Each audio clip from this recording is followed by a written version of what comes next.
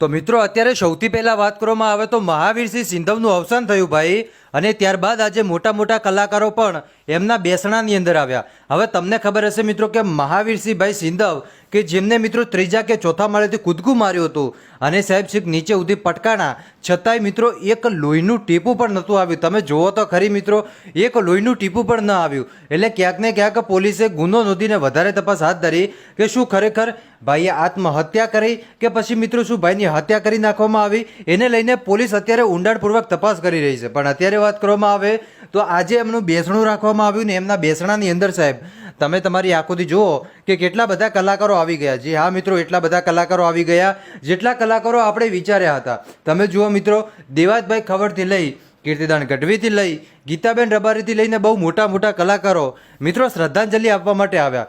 એટલું જ નહીં પરંતુ ભાઈનું નામ પણ તમે સાંભળ્યું હશે. અને ડાયરાની અંદર તો સાહેબ કરોડો રૂપિયા ઉડાડતા આ ભાઈને તમે એકવાર ચોક્કસપણે જોયા હશે. તમે કોઈ પણ દિશામાં ગયા હશો અથવા તમે કોઈ પણ ડાયરાની અંદર ગયા હશો તો મિત્રો મહાવીરસિંહ ભાઈનું નામ તમે કોઈ પણ કલાકારના ડાયરાની અંદર સાંભળ્યું હશે.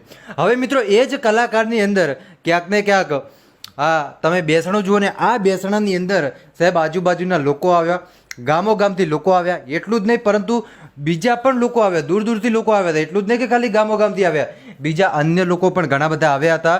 અને ત્યારબાદ શ્રદ્ધાંજલિ પણ આપી હતી. કેમ કે તમને ખબર હશે કે ભાઈનું અચાનક નિધન થઈ ગયું. એના લગભગ 2 કે 3 દાડા પહેલાં જ જે આપણા ડાયરાના કલાકાર ગણાતા એવા દેવાજભાઈ ખબર કે એમના ડાયરાની અંદર પણ એમને કરોડો રૂપિયા ઉડાડ્યા હતા અને અચાનક ભાઈનું અવસાન થયું તો બધા લોકોના હોશ ઉડી ગયા કે ભાઈ આ શું અવસાન થયું, ત્રીજા માળેથી પટકાણા, છતાં એક લોહીનું ટીપું પણ ન આવી. તમે જુઓ તો ખરી સાહેબ. એટલે હવે મિત્રો પોલીસે ગુનો નોંધી વધારે તપાસ હાથ ધરી છે. બાકી તમે શું કહેશો કમેન્ટ કરીને જરૂર બતાવજો. મળીશું આપણે નવા વિડીયોમાં નવા ટોપિક સાથે. ત્યાં સુધી બધાને જય માતાજી, જય દ્વારકાધીશ. આગળ પણ આવવાનો સપોર્ટ કરતા રહેજો. ધન્યવાદ.